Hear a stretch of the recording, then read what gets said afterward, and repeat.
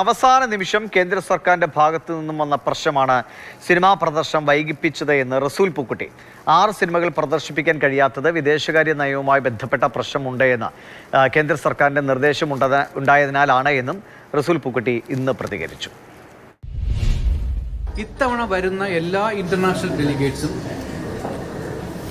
Conference അല്ലെങ്കിൽ symposium എന്ന കാറ്റഗറിയിലുള്ള വിസയിൽ മാത്രമേ വരാൻ പാടുള്ളൂ.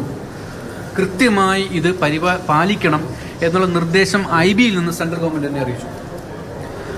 ആ കോൺഫറൻസ് വിസ അപ്ലൈ എന്ന് പറഞ്ഞാൽ അത് വലിയ നൂലാമലയാണ്. അത് നമ്മൾ അപ്ലൈ ചെയ്യണം, എല്ലാ ലിസ്റ്റും കൊടുക്കണം. അതൊരു പോർട്ടലിലാണ് അപ്ലോഡ് ചെയ്യേണ്ടത്. ഗവൺമെന്റ് ഓഫ് കേരള വളരെ സ്ട്രോങ് ആയ ഒരു പൊളിറ്റിക്കൽ സ്റ്റാൻഡ് എടുത്തത് കൊണ്ടാണ് ഒറ്റ രാത്രി കൊണ്ട് ബാക്കി എല്ലാ സിനിമകളും നമുക്ക് ക്ലിയർ ചെയ്ത് കിട്ടിയത്. അപ്പോൾ 187 സിനിമകളിൽ 180 അവർ ക്ലിയർ ചെയ്തു.